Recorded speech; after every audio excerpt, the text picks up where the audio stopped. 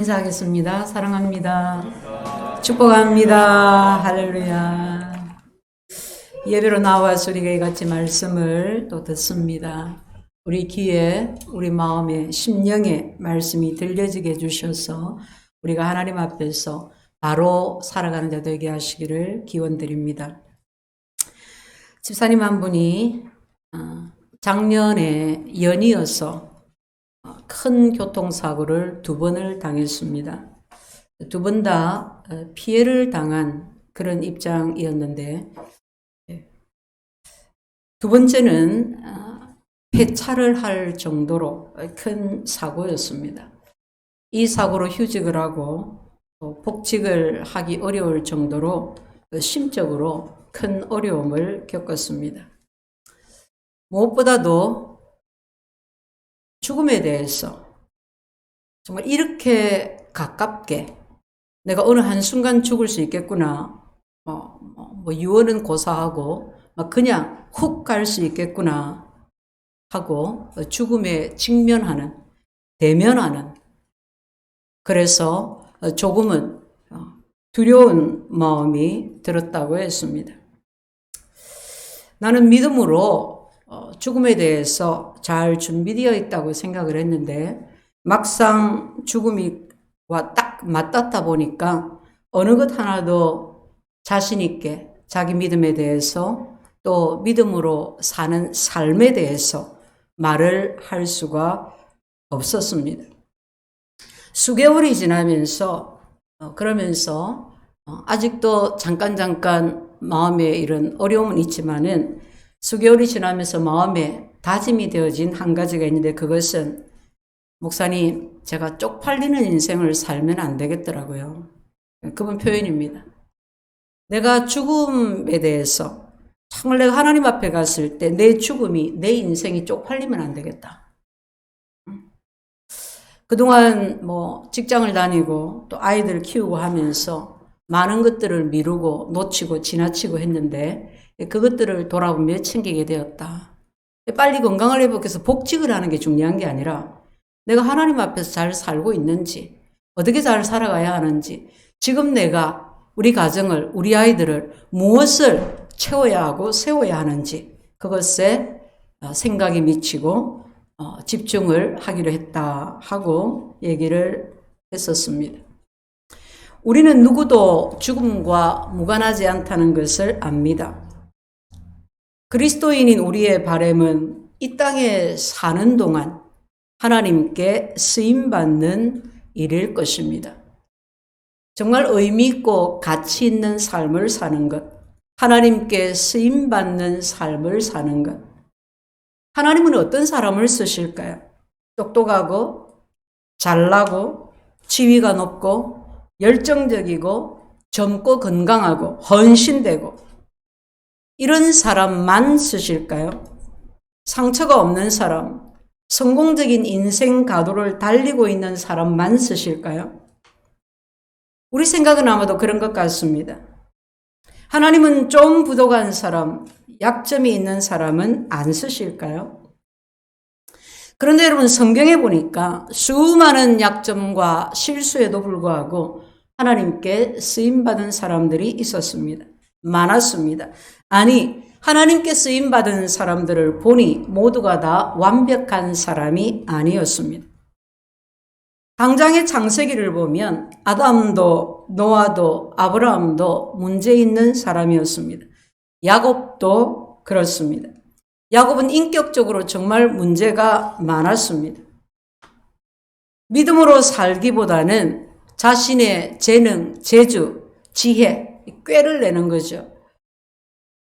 우스갯소리로 아이들에게 부모가 이런 말을 합니다. 잔머리만 많아가지고 꾀를 잘 내는 거예요. 순간에 그 위기를 모면하는, 꾀를 잘 내는 아이들에게 그렇게 표현하는 것도 듣습니다만, 이러다 보니까 야곱은 늘 주위 사람들과 불편한 관계 속에 있었어요. 어느 날 사냥에서 돌아와 허기가 진 형의 그 형편을 이용해서 팥죽 한 그릇으로 장자권을 얻어냈습니다. 형제간에 그냥 줘도 될 텐데 그걸 가지고 기어코 장자권을 받아냅니다. 또 아버지 이삭이 이제 연로해서 눈이 어두워져요. 그걸 이용해서 속임수를 써서 축복을 받아냅니다. 당연히 집안에 분란이 일어나죠. 형의 분노가 어땠겠습니까? 그래서 이제 형을 피해서 외삼촌 라반의 집으로 도망을 갑니다. 그런데 이 외삼촌 라반도 또 야곱 같은 사람이었어요. 술수에 능했습니다. 그럼 비슷한 사람들끼리 만났어요. 어땠겠어요? 그 관계가 오래 가겠습니까? 결국에 그 관계도 깨어지고 맙니다. 야곱의 아들 중 유다는 어떻습니까? 놀랍게도 그는 며느리와 동침해서 아들을 봅니다. 여러분, 지금 세상에 정말 말도 안 되는 별의별 일이 다 벌어지고 있는데 유다의 일이 그에 못지 않습니다. 그런데 여러분, 하나님께서 이 야곱을 쓰셨고 이 유다를 쓰셨습니다. 유다의 후손 유다 지파를 통해서 훗날 예수 그리스도가 이 세상에 오셨습니다. 신약으로 넘어와 보면 어떤가요? 주님의 제자들도 약점이 많은 사람들이었습니다. 그 중에 마태는 당시의 사람들이 사람 취급도 하지 않던 세리, 세금장이 출신이었습니다. 세리는 동족의 피를 짜서, 동족의 고요를 짜서 로마 정부에 바쳤던 매국노였습니다. 막달라 마리아는 7 귀신이 들렸던 여자였습니다. 예수님은 그런 사람들을 쓰셔서 이 세상에 복음이 전파되게 하셨습니다. 오늘 본문에 등장하는 사람도 그랬습니다. 이스라엘의 사사 입다입니다. 그는 사사였지만, 사사는 백성의 지도자죠. 지도자였지만 누구보다도 상처가 많았습니다. 그리고 돌이킬 수 없는 실수를 저질렀습니다. 사사기 11장 1절에 보면 길앗 사람 입다는 큰 용사였으니 기생이 길앗에게서 낳은 아들이었고, 여기 이 길앗은 지명과 인명 둘 다에 해당됩니다. 여러분, 당시에는 지금도 그렇지만요, 유명한 사람 이름을 따서 지명에 붙이는 일들이 흔했었고, 또 반대로 지명의 이름을 따서 사람 이름을 짓기도 했었습니다. 이 길앗 지방에 길앗이라는 사람이 살고 있었는데 그가 기생에게서 서자를 얻었습니다. 그 서자가 바로 입다입니다. 우리 한글 성경에는 그냥 기생이다, 조금 완만한 표현이라고 할 수 있는데 원어에는 매춘부라고 되어 있습니다. 자, 여러분 생각해 보세요. 엄마가 매춘부입니다. 자신은 서자입니다. 어릴 때 얼마나 큰 상처를 받았겠어요. 그것만도 큰 충격이고 상처인데 세월이 지나서 본처 아들들에게 핍박을 받다가 끝내 쫓겨나고 맙니다. 배다른 동생들이 형을 쫓아낸 것입니다. 쫓겨난 입다가 도읍으로 갑니다. 도읍은 길라앗에서 동북쪽으로 약 24km 떨어진 지금의 시리아 지역, 시리아에 인접한 지역입니다. 성경은 입다의 성장 과정이, 출생이 얼마나 불행했는지 우리에게 이 구절들을 통해서 충분히 짐작해 볼 수 있게 합니다. 또 그는 돌이킬 수 없는 실수를 저질렀는데 그가 그 어려운 성장 과정을 뒤로하고 마침내 이스라엘의 사사가 되어서 암몬과 싸우기 위해 출전을 합니다. 그런데 그 출전하는 날 그가 스스로 하나님께 서원을, 맹세를 합니다.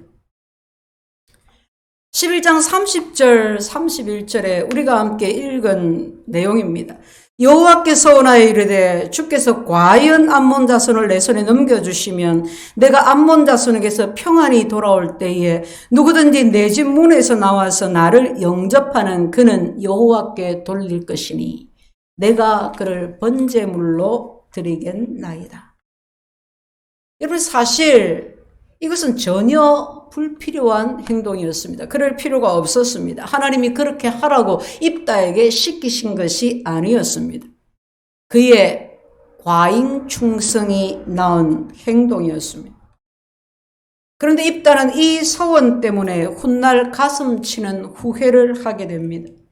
그가 암몬과의 전쟁에서 싸워서 이기고 돌아온 날 그의 집에서 제일 먼저 나와서 그를 맞이했던 사람이 누구냐? 그의 무남동녀 외동딸이었기 때문입니다.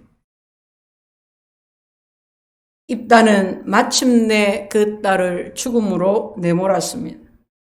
사실 사람을 제물로 바치는 것은 하나님이 금지시키신 것입니다.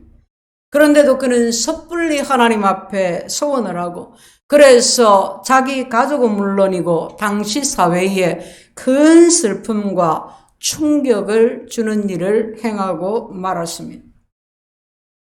여러분, 그런데 더 놀라운 것은 성경은 이 입다를 믿음의 영웅의 반열에 올리고 있다는 것입니다. 우리 히브리서 11장 32절을 같이 한번 찾아서 읽어보겠습니다. 히브리서 11장 32절입니다.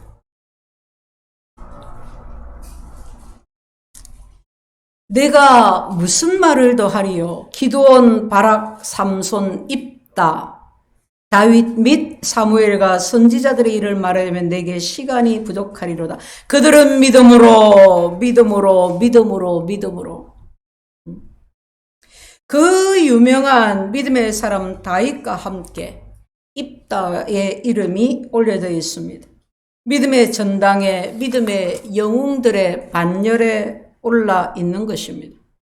그럼 어떻게 이럴 수가 있을까요?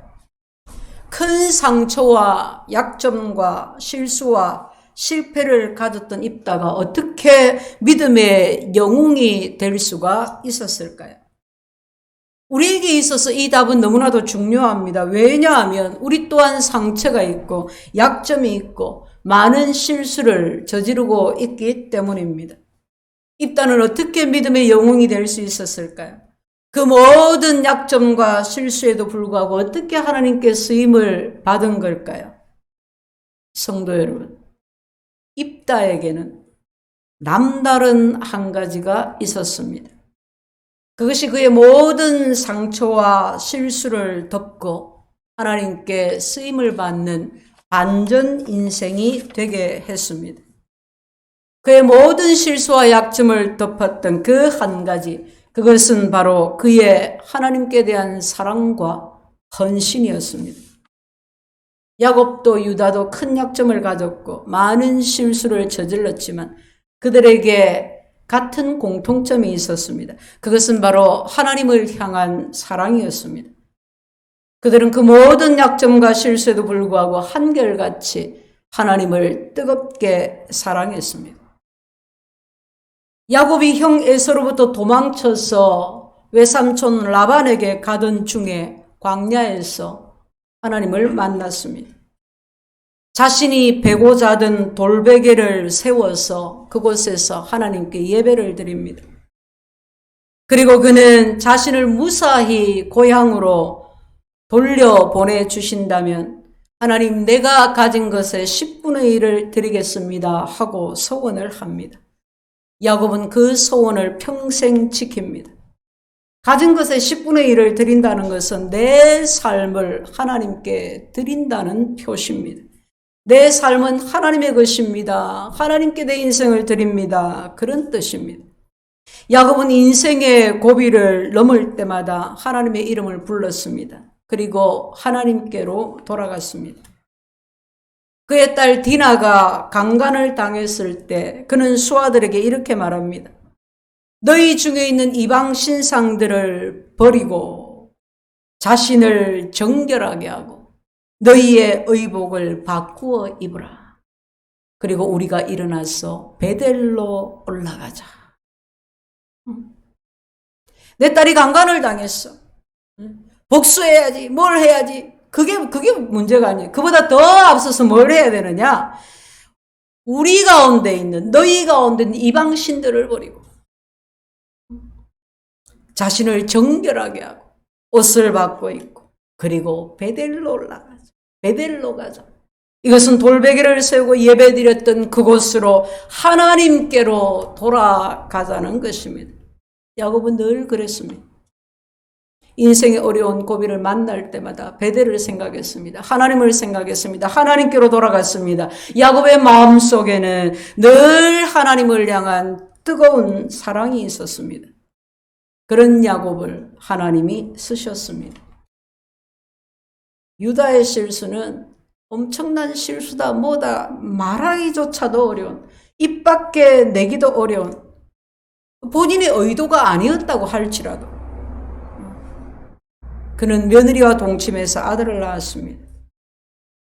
유다가 훗날 애굽에서 막내 동생 베냐민이 홀모 잡혀야 하는 그런 상황에 처했을 때 자기가 베냐민을 대신해서 볼모가 되겠다, 종이 되겠다고 자청을 합니다. 그래서 결정적으로 요셉의 마음을 돌이키게 됩니다. 요셉과 베냐민은 동복 형제, 엄마가 같습니다. 유다는 과거에 이복 형제인 요셉을 다른 형제들과 함께 팔아 넘기고 나서 계속 자신을 책망해 왔었습니다. 그리고 이제 세월이 흘러서 이제 요셉은 없고 이 막내 동생 베냐민이 애굽의 볼모가 되고 종이 되어야 하는 그런 상황에서 유다는 베냐민이 아니라 나를 종으로 잡히고 내 말째 동생은 고향에 있는 아버지에게 보내달라고 간청을 한 것입니다. 이 말을 듣는 요셉의 마음이 어땠겠습니까? 요셉이 그 앞에서 통곡을 했다 그랬습니다. 유다 앞에서 통곡하면서 내가 요셉이요, 자신이 요셉이라는 것을 알리고 그를 용서해 줍니다. 많은 신학자들이 그런 유다의 모습에서 그리스도의 그림자를 보았다. 예수 그리스도의 예표다라고 합니다. 베냐민 대신에 자신이 종이 되겠다고 하는 모습에서 우리 죄를 대신 짊어지신 그리스도의 형상을 보는 것입니다. 유다가 비록 큰 잘못을 저질렀지만 유다는 자신의 죄를 회개했습니다. 막달라 마리아가 한때 7귀신이 들렸습니다. 가족으로부터 자신의 삶으로부터 완전히 버림을 받았었습니다. 그런 그가 주님을 만났습니다. 그리고 주님을 위해서, 주님의 복음 사역을 위해서 자신의 모든 것을 헌신했습니다. 부활하신 주님을 제일 처음으로 만나는 영광을 막달라 마리아가 누렸습니다. 그는 주님을 뜨겁게 사랑했고 헌신했고 주님은 그런 글을 쓰셨습니다. 입다가 딸을 제물로 바친 사건을 두고 주석가들의 입장은 크게 두 가지로 나뉩니다. 한 가지는 입다가 딸을 짐승을 제물로 바치는 것처럼 그렇게 제물로 바친 것이 아니라 딸을 평생 독신으로 지내도록 하나님께 드린 것이라고 해석합니다. 두 번째는 그렇게 해석할 수 있는 근거가 성경에 없다 하고 그 해석을 반대합니다. 분명히 제물로 드리겠다고 서원을 했고 그리고 그 약속대로 행한 것이라고 주장합니다. 어떤 주장을 펴든지 모든 성경학자들이 동의하는 것은 그의 하나님을 향한 열정과 헌신입니다. 입다의 서원은 잘못된 것이기는 하지만 그는 그 서원을 지켰습니다. 하나밖에 없는 딸을 희생해 가면서 하나님께 드린 서원을 지켰습니다. 일부 학자들의 주장처럼 딸을 제물로 삼지 아니하고 평생 독신으로 지내게 했다고 할지라도 그것은 큰 희생임에 틀림이 없습니다. 입다가 이 같은 희생을 감수하면서도 서원을 지킨 것은 그가 하나님을 뜨겁게 사랑했기 때문입니다. 성도 여러분, 이것이 오늘 본문이 우리에게 주는 메시지입니다. 또 이것이 입다가 히브리서 11장 믿음의 장에 기록된 믿음의 영웅의 반열에 오르게 된 이유입니다. 입다는 부족한 것이 많았습니다. 상처가 많았습니다. 약점이 많았습니다. 그의 삶 곳곳에는 그럼에도 불구하고 하나님을 향한 사랑과 헌신이 가득 배어 있습니다.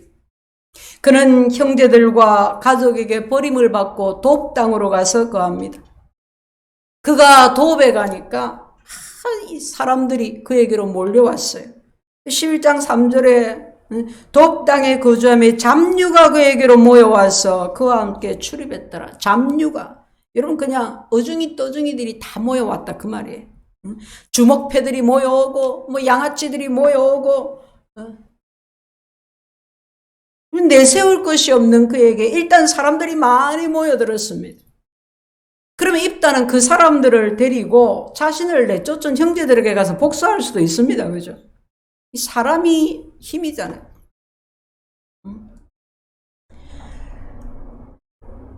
그 사람들의 두목이 되었어. 왕초가 되었어. 여러분 뭐 거지왕 누구 뭐 이런 거 있잖아요. 왕초가 되었어. 다른 사람을 해롭게 하고 방탕하는 삶을, 그런 삶을 살아갈 수도 있었습니다.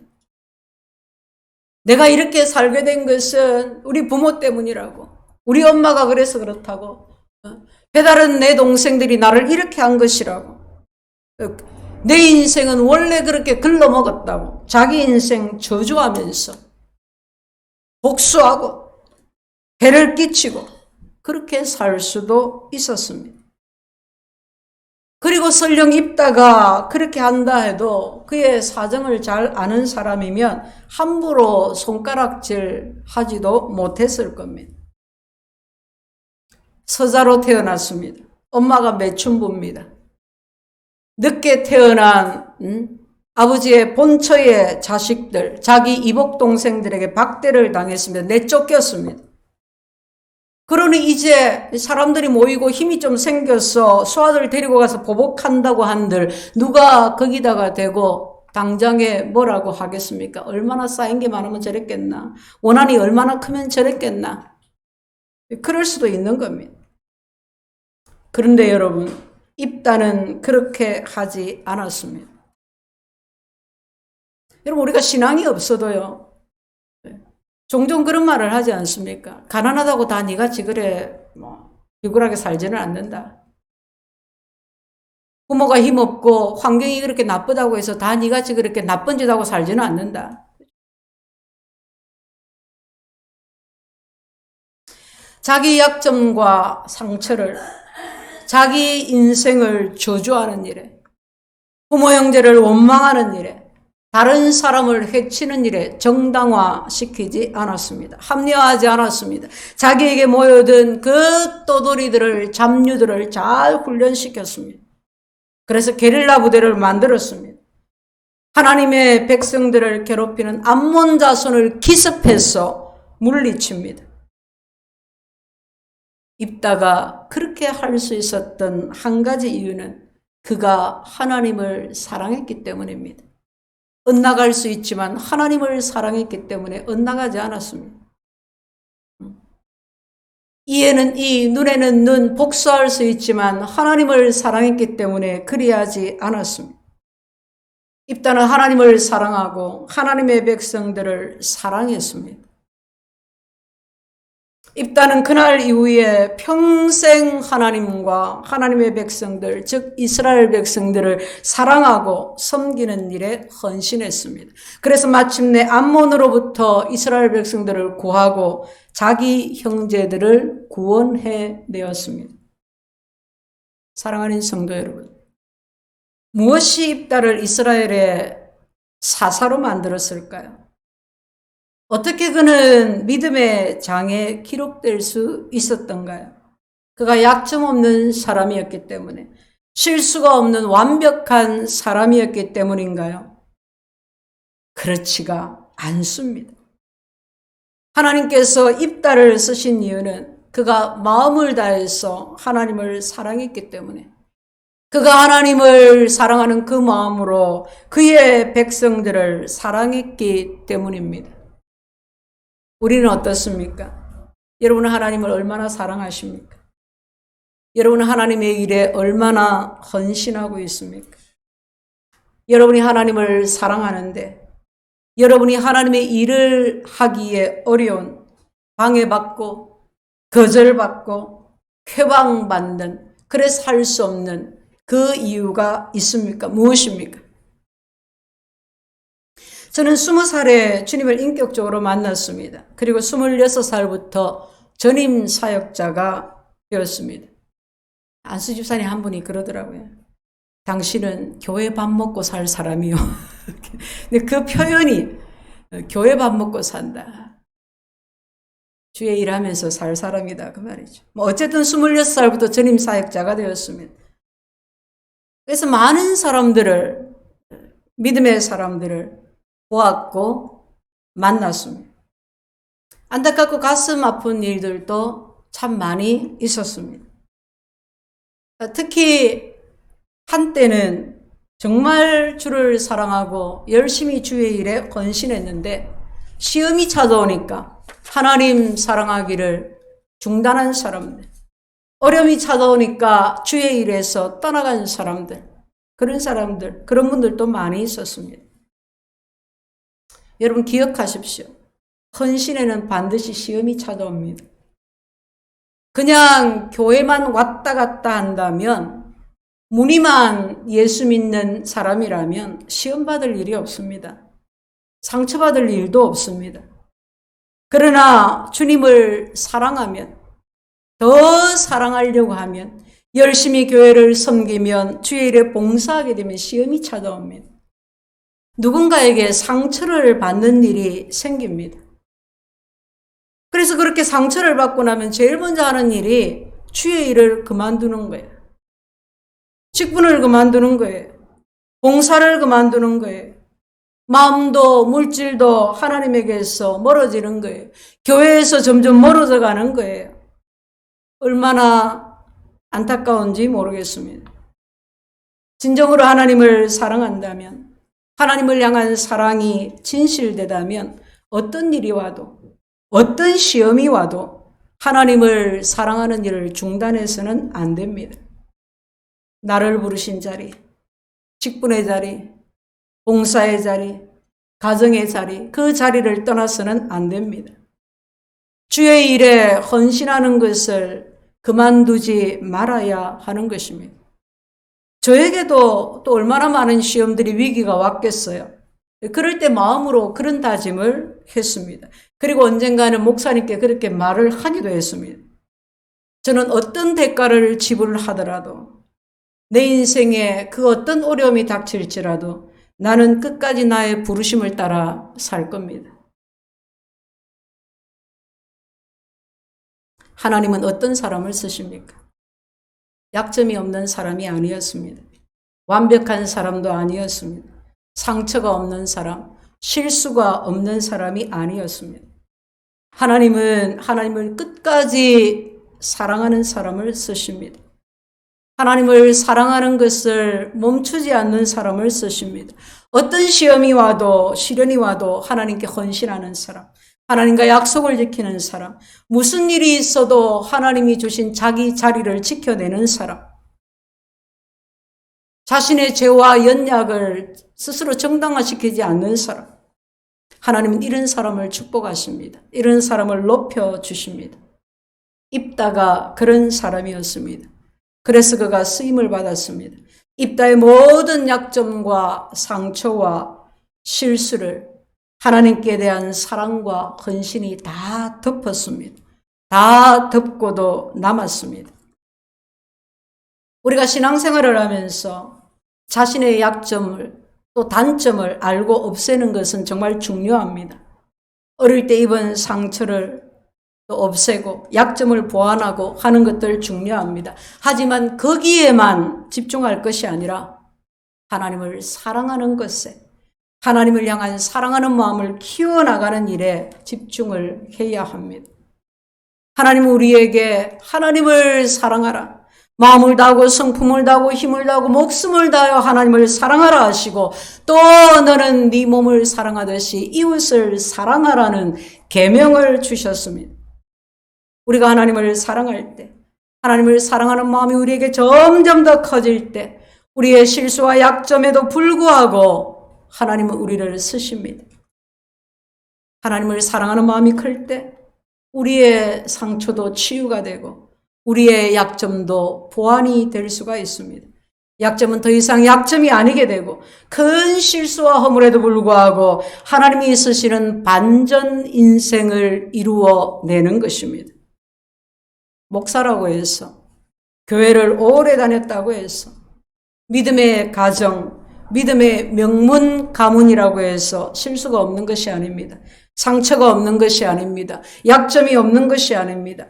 하나님을 사랑하는 사람, 어떤 일이 있어도 하나님을 사랑하고 하나님의 일에 헌신하는 사람, 내 모든 것을 바쳐서 하나님을 뜨겁게 사랑하는 사람, 사랑하기를 중단하지 않는 사람, 하나님은 그런 사람을 쓰십니다.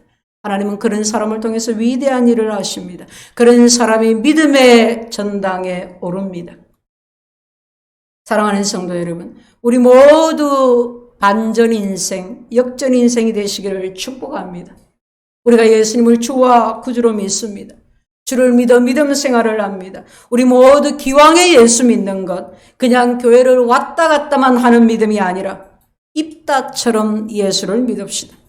믿음의 반열에 오를 수 있는 그런 믿음이 됩시다. 쪽팔리는 그리스도인이 아니라 기쁨과 자랑과 영광스러운 구원에 이르도록 어떤 순간에도 믿음을 지키는, 하나님 사랑하기를 계속하는 그런 우리가 됩시다. 우리 각자에게 주신 삶의 다리에서 우리 모두 하나님을 뜨겁게 사랑할 수 있기를, 우리가 함께 주의 복음 사역을 뜨겁게 감당하는 교회가 될 수 있기를 예수 이름으로 축원드립니다. 아멘. 주님 감사합니다.